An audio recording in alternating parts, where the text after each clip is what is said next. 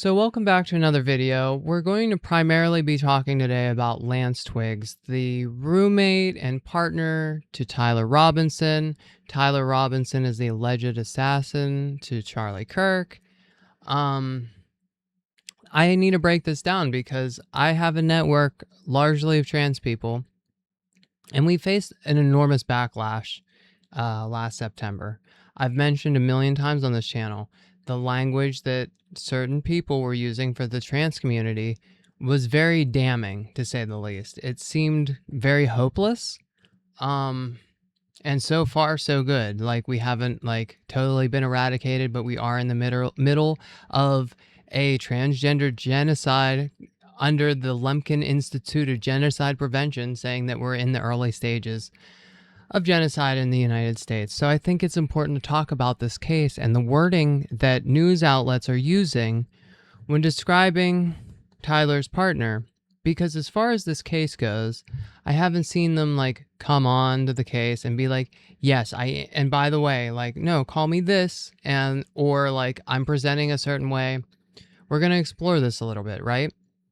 So I'm going to try to choose my words carefully because there's some very powerful people trying to shape the narrative in the States right now.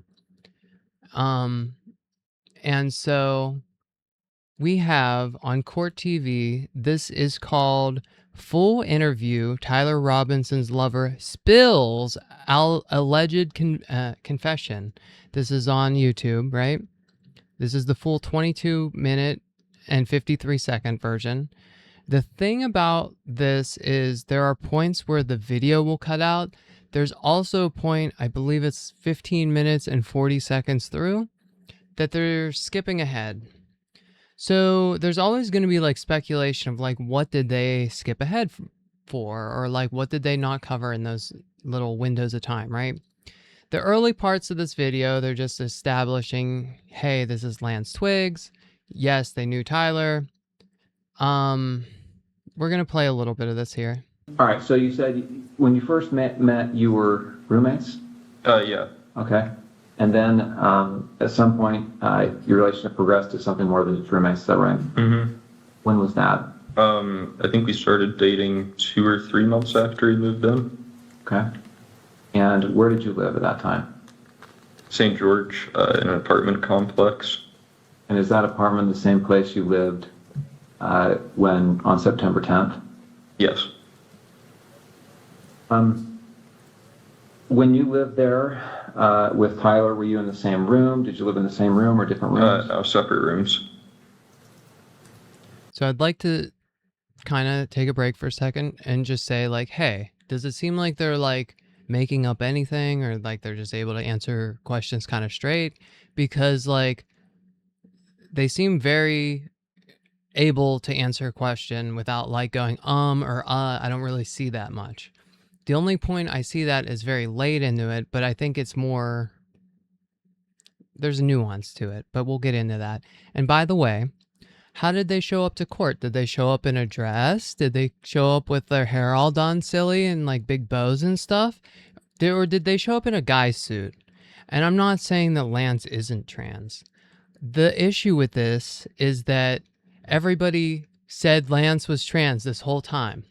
This whole time. We have a national court hearing that we're able to witness right now, and here's the trans lover roommate. But they're not presenting anyway. The thing about this is they're able to answer the questions, and the video feed does cut out around 7 minutes or so. There's a Fox News story about this saying Lance starts getting squeamish in their seat, or starts, I don't want to say the wrong word, but something along those lines, that they were getting uncomfortable, right? And so there's no video footage of this, so I can't confirm or deny that, right? But it just seems like they're able to answer the questions fairly straightforward. You here, remember how I was engraving bullets? Was he engraving bullets before this? Yeah, I don't remember exactly when, but he had said he was planning to go hunting with his family, and he asked me for if we had a Dremel because he said he wanted to engrave messages on bullets.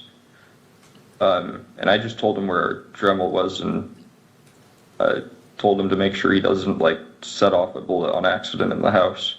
But I didn't really think about it until then. So, big shocker. Like, here's the, news that, like, hey, they actually were engraving the bullets. Now, I want to take a break from this for a second, and I want to go and show you something a little bit different. That this is a New York Post. Prosecutors reveal trans sex joke engraved in ammo that allegedly killed Charlie Kirk. Again, we are in the middle of a transgender genocide. Early stages, the Lemkin Institute of Genocide Prevention. And this is the type of media that the boomers are seeing to like identify like, hey, this is what like is going on. So to like do a simple Google search, right? I type in exactly what it says. It's like OWO sees bulge, what's this? Something like that, basically. It's, yeah, notices bulge, what's this?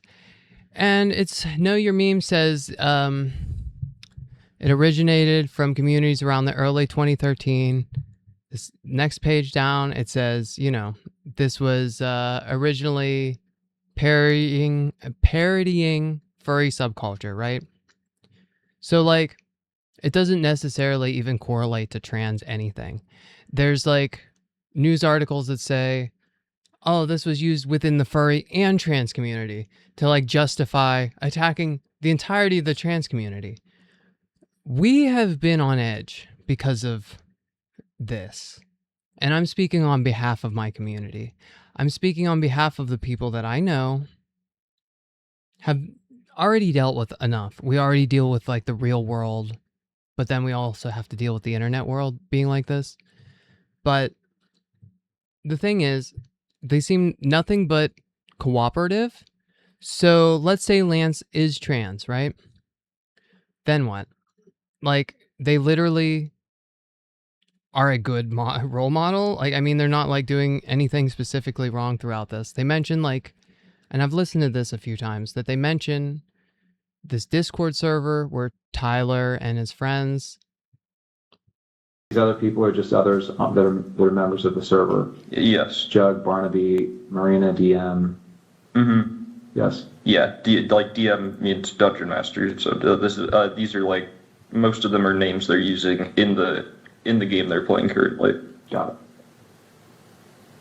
So Lance brings up that Tyler has a Discord server with some of his friends that they role play. They do a little bit of role playing, something like most healthy minded adults kind of do, I feel like, and get it out of their system.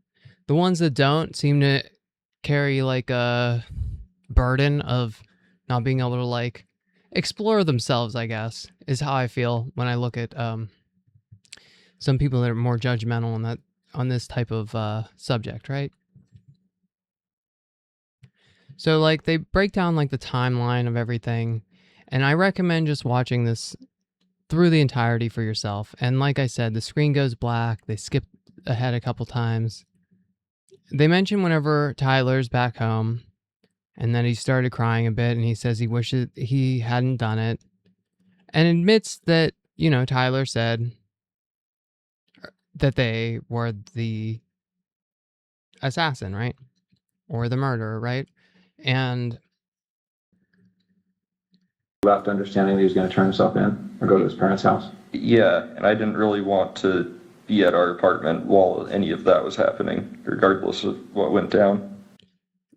They've been nothing but compliant. Like, they're nothing but compliant the whole way through. They're helpful. So I'm just wondering, like, what's the goal of like the news outlets like painting trans people as a villain from this? And so, I mean, I'm just going to jump ahead. I mean, they show the footage. Lance says they can't tell with 100% certainty, but the last two pictures do look like Tyler. He normally wears a ball cap. But they overall seem to think that, yeah, that probably is Tyler, right?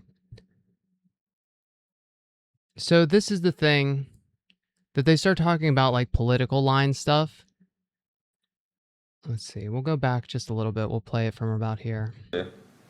I didn't really, still don't really keep up with politics very much.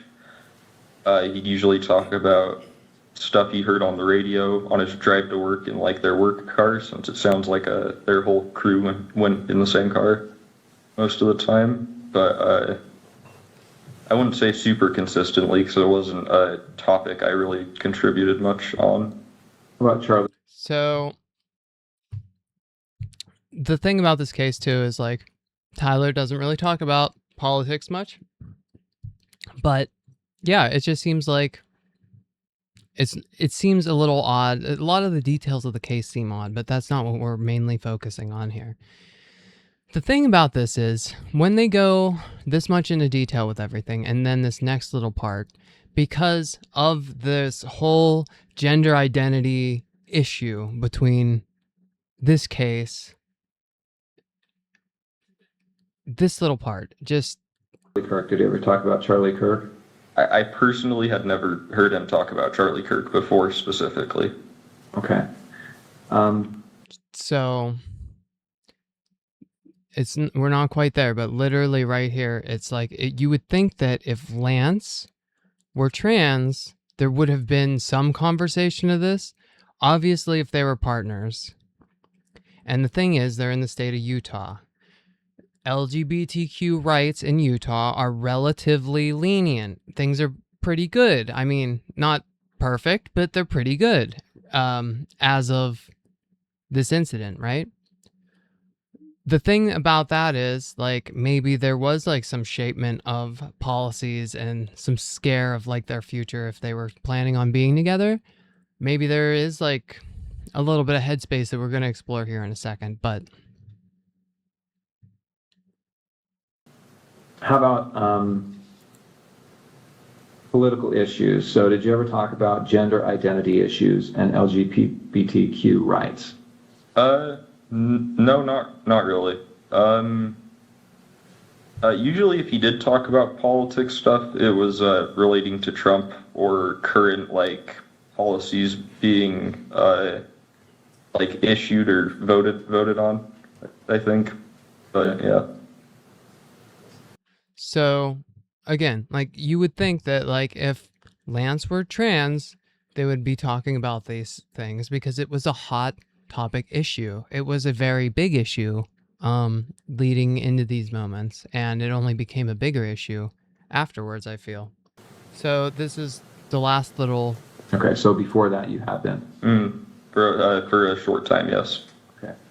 And I understand you're going by Luna at some point. To some people, yeah, but not as an overall thing. So it cuts out here, and this is what I really don't like about this, and we're going to go back because. Okay, so before that you have been. For a short time, yes. Before that you have been, what is he referring to? Is it transitioning? They do mention, like, did you go by Luna? And they said, yeah, for a short time, but not to everyone.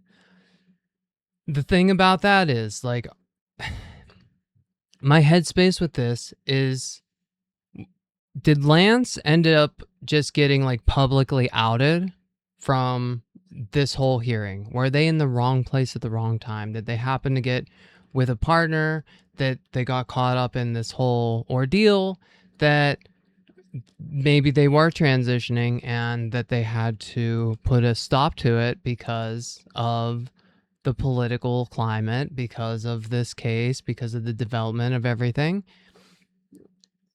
Is it that they were role playing? Is it that they were, there's not enough to like go off of to like fully say, right?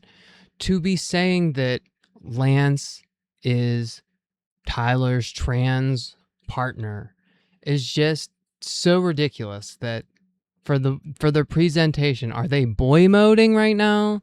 I don't think that's the case. It's could be varying any of these things, right? It's really still just kind of speculative unless there is like definitive evidence. So what happened during when it was cut there, I can't say for sure, but it seemed like other news outlets even seem to like step back from saying like, hey, they're trans, because like even Fox News kind of took a step back and isn't quite saying that. So we're going to go back to pictures here. This is the Daily Mail, which is the same Daily Mail that like released the Brian Nome pictures, right? And so all of this, even as of 3 days ago, transgender lover, transgender roommate, transgender, right?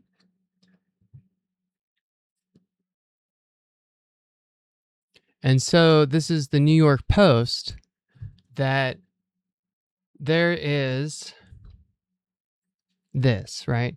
Prosecutors said last year that Mr. Twiggs had been transitioning to identify as a woman, but prosecutors and Mr. Robinson's lawyer this week referred to him as a man. Mr. Twiggs said in the interview that for a long time he went by Luna to some friends, which is how Mr. Robinson addressed him in the note.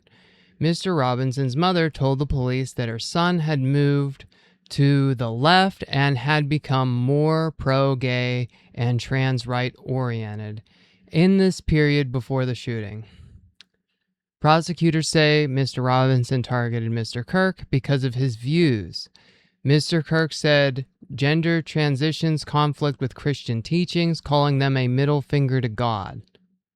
Mr. Twiggs said that Mr. Robinson occasionally brought up politics, but that the two had talked little about gender identity or gay or trans rights. When investigators interviewed Mr. Twiggs, they showed him several images from surveillance cameras of the university campus that captured the man they believed to be the assassin. As they scrolled through the images, Mr. Twiggs noted the person's shoes, sunglasses, hat, and jeans and said he looked like Mr. Robinson. They were then shown images and grew confident. The last two definitely look like him, he said. They do look like Tyler Robinson. The takeaway from this is that Mr. Robinson's mother told the police that her son had moved to the left to become more pro-gay and trans right oriented. So it was Tyler Robinson's mother making that statement. So there's news here that like we don't have. There's only like so much we have to go off of. But I feel like some of these news outlets still are like a bit speculative with what they're saying here. Was this that like, were they actually transitioning? Was it just like a personal life preference thing? Who really can say without hearing it from Lance themselves? The next thing I want to show you is Tyler Robinson's mother. Now, after the Kirk incident last year on September 10th, Tyler's mother removed some images from social media, one of them being this one. Another one being this one. Same woman, right? And so the thing about this is that there are reports that Tyler Robinson's family, or at least his dad, are very MAGA. But this is another thing that I want to explore for a moment, and this is from congress.gov. Now, this is a screenshot from Yahoo News that was posted onto congress.gov to be used as a source later. As to the authenticity of it, I cannot say for sure, but I would only imagine, maybe, right? It's on a congress.gov site to source and quote, right? So there's this. Charlie Kirk's suspect's grandma says family is all MAGA. This was Friday, September 12th, 2025. Tyler Robinson, 22, the man arrested in connection with the assassination of conservative activist Charlie Kirk, comes from a MAGA family, his grandmother has revealed. Although MAGA figureheads have been quick to point fingers at the left for Kirk's death, Tyler's grandmother, Debbie Robinson, 69, insisted that they come from a family of Trump supporters. She spoke with the Daily Mail. And again, this is the Daily Mail. How reliable is the Daily Mail on anything? I can't say for sure. It's really hard. It's really hard to say because these are the same people that are consistently saying that Tyler Robinson has a transgender lover. She spoke with the Daily Mail on Friday after news of Robinson's arrest broke. My son, his dad, is a Republican for Trump, Debbie told the outlet. Most of my family members are Republican. I don't know any single one who is a Democrat. According to this outlet, Robinson's father, Matt, 48, was the one that turned Tyler into the authorities after he confessed to the grisly crime. Debbie has not been able to get in touch with her son since news of her grandson's arrest went public. So this is a photo of the family. On Friday morning, President Donald Trump announced that the suspect has been taken into custody after Kirk was shot dead during the speaking event at the Utah Valley University on Wednesday. Kirk's death is assumed to have been a political assassination as he was a prominent MAGA activist. So here's the thing. A Facebook post made by Amber Robinson describes one of Tyler's brothers as a gun-toddling, cowboy-loving, brilliant kid. And so this is censored, and rightfully so. This was another one of the posts that were removed soon after the announcement that Tyler Robinson was involved. So I just wanted to bring attention to this to just say, like, hey, there's also a family dynamic that is potentially a certain way.